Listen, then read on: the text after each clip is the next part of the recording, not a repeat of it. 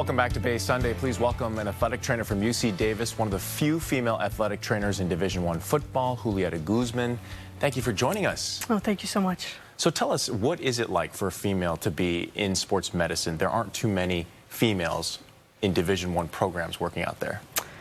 It's a little different. It's, you know, you go into this and you're surrounded by the male culture, a little testosterone driven. However, you know, I've had a seamless transition into it. I've worked other sports, female sports, but going into football because I love it so much and I'm such a fan that it really hasn't been that much of a transition for me. And the guys really respond to me. They're almost like a mother figure in a way, which makes me feel old.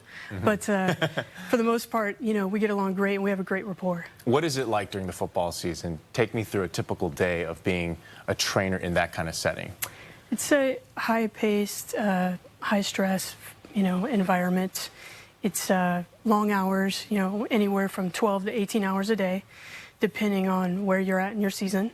And lots of travel, lots of logistics to take care of. And then obviously from my standpoint is the health and welfare of 100 student athletes. Right. Wrapping a lot of ankles too, right? For sprained ankles. Tons. Right. A lot of tape we go through.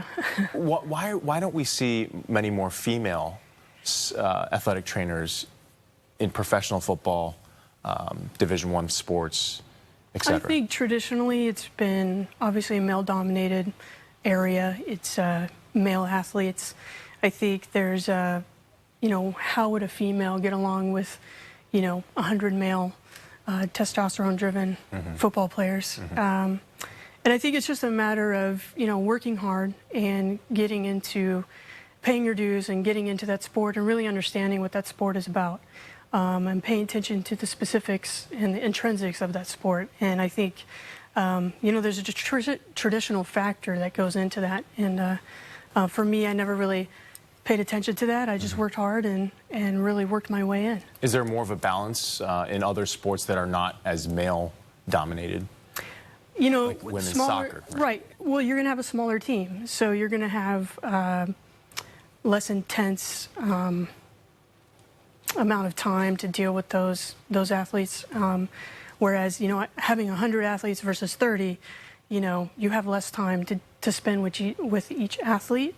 And then also, football is a collision sport. You know, some people call it contact. I call it collision. It's very violent. Right. And so the injuries tend to be a little bit more catastrophic in some situations. What's the best part about being an athletic trainer?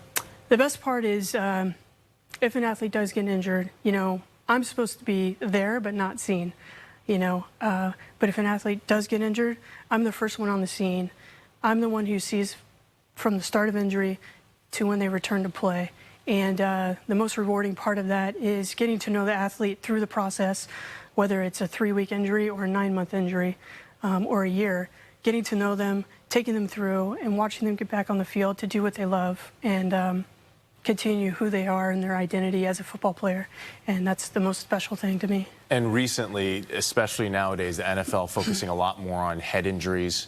Have you seen a lot of changes with some of the athletes and how they approach, and including the athletic trainers, and how they approach different injuries, especially when it comes to the head on the field? Yeah, exactly. We have a whole medical team. We have a neurosurgeon consult on our sidelines. We have our head team physician, who is an expert in concussion management.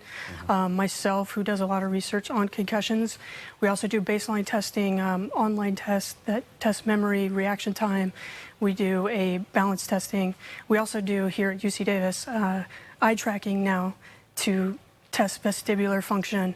And so we're doing a lot more preventative measures and looking at, you know, when they're ready to return, are they at their baseline before they had contact?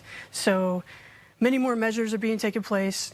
We are definitely following some of the NFL trends, the NCAA is, and so that's what we're interested in. Thank you so much for your time this morning, Julieta. Julieta, for more information about athletic training at UC Davis, log on to ucdavisaggies.com, and we'll be back for more Bay Sunday next week.